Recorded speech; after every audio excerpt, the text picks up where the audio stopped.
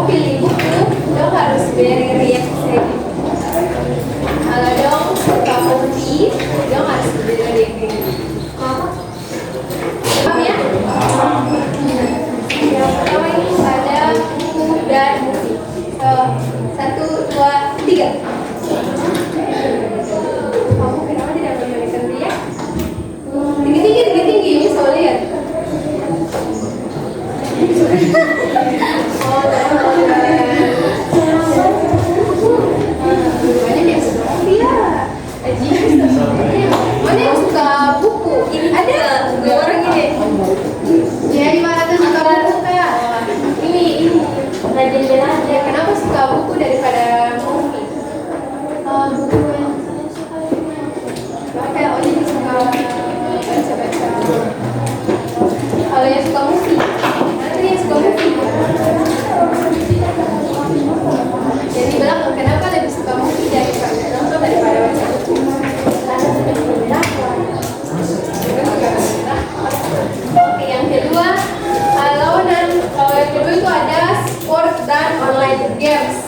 Kalau yang pilih sport atau olahraga ada harus ini. Kalau online games ini kayak ini ya. 1, 2, 3. Ayo, mana? Ini semua begini. Oh, Adi yang paling kakak. Jadi yang paling bugar. Boleh dong berikan alasan yang paling kakak daripada main game. Karate. Kenapa yang suka olahraga daripada main game? Olahraga biar kerja.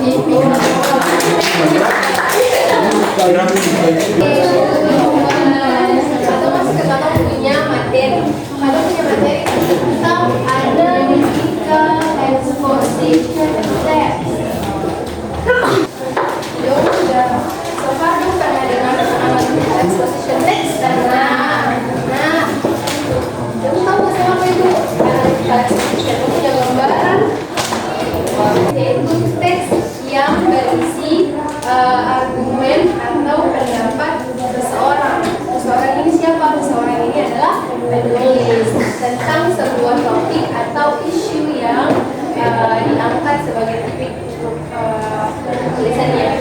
Jadi tujuan dari analytical exposition text itu untuk kamu meyakinkan pembaca atau membujuk pembaca supaya dia mau percaya dengan apa yang kamu punya, apa yang kamu tulis. Jadi analytical exposition text itu tadi adalah apa? Teks yang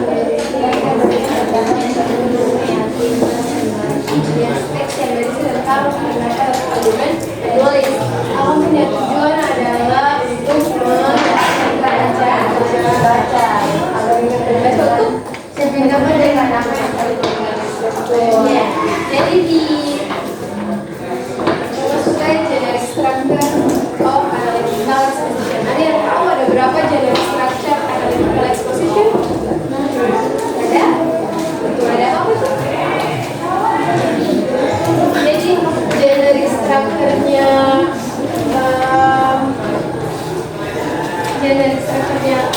analytical exposition ada 3.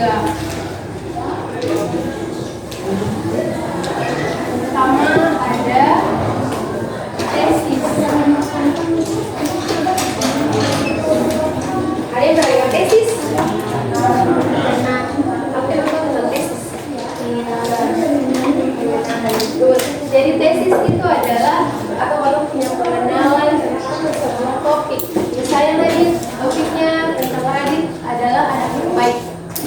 Di judulnya Mister Radit. Terus di apa punya tesis bilang Radit adalah anak yang baik.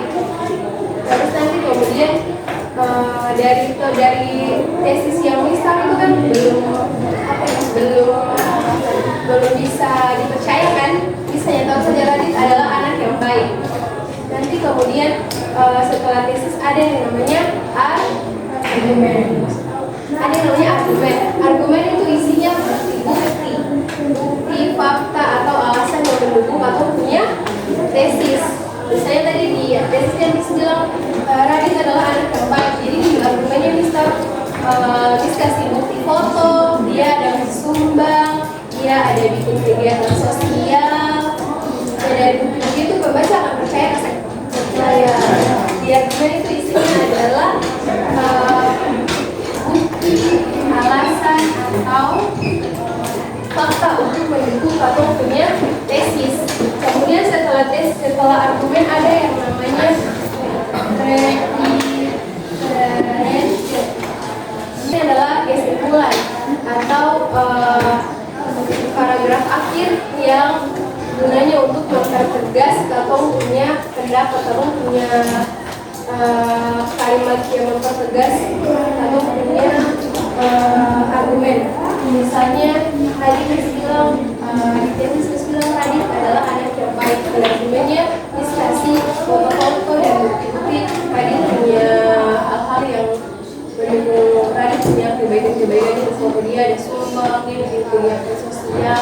Kemudian dari reiterasinya Mister dari foto-foto di atas, dari bukti-bukti di atas itu sudah sangat menunjukkan, sudah sangat mempertegas bahwa Radit ini dia anak yang baik karena dia banyak. Kira-kira kamu paham sampai sini?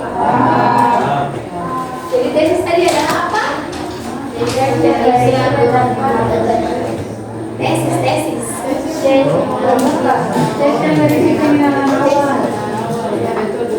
Kalau argumen kalau reiteration language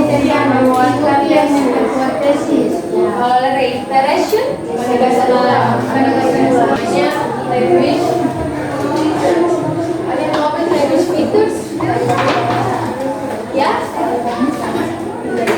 Language features itu adalah kaidah kebahasaan. Jadi dalam setiap teks in English itu pasti ada kaidah kebahasaan atau bentuk kalimat yang akan digunakan dalam sebuah teks. Kalau di analytical exposition text ini kalau pakai dua language features. Jadi language features itu kalau pakai simple present tense sama connector. Simple present tense itu adalah bentuk kalimat bahasa yang menjelaskan sesuatu yang sedang terjadi di saat ini yaitu akan terus berlangsung sampai saat ini. Kemudian ada yang namanya connector. Connector itu apa? Konjungsi. Di simple present tense kamu pakai verb. Di simple present tense itu verbnya adalah verb bentuk pertama. Artinya kata kerja yang benar-benar cuma kata kerjanya aja selesai. Tidak ada hubungan. Connector itu fungsinya adalah untuk menghubungkan satu kalimat dengan kalimat yang lain. Contoh konektor ada yang tahu? Konektor adalah kata hubung. Ada yang tahu contoh-contoh konektor? Jadi dalam teks itu di analytical exposition itu kan ada beberapa paragraf. Yang pertama itu kan tesis. Tesis itu selalu ada di paragraf pertama. Tesis itu versi pengenalan atau introduction. Kemudian argumen. Argumen terdiri dari dua atau lebih argumen. Jadi untuk menghubungkan kata paragraf pertama, paragraf kedua, paragraf ketiga, dan paragraf terakhir itu kan butuh yang namanya kata hubung. Kata hubung yang dipakai dalam analytical exposition itu ada because, and, if, firstly, secondly, thirdly. Kalau yang ini fungsinya untuk menghubungkan antara kalimat satu dengan kalimat yang lain.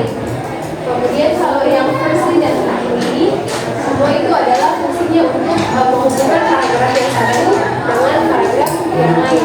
Misalnya di paragraf ini berfungsi ketika menulis argumen. Jadi argumen pertama itu yang pertama yang namanya dulu, kemudian di argumen yang kedua ini untuk apa? Gunanya untuk apa? Supaya punya paragraf itu tetap terhubung dari yang pertama sampai yang terakhir. Kalau in conclusion ini pakai di reiteration atau di kesimpulan. Conclusion itu kan artinya kesimpulannya. Jadi conclusion itu digunakan di bagian reiteration. Sudah paham? Ada yang mau tanya? Ada yang mau bertanya? Sudah paham belum? Jadi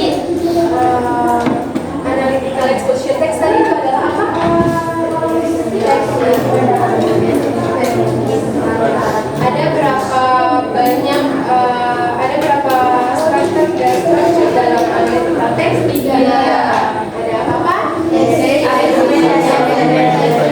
Tesis itu berada di paragraf yang berapa?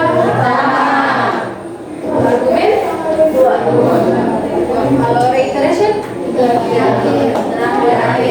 Argumen itu ada berapa banyak?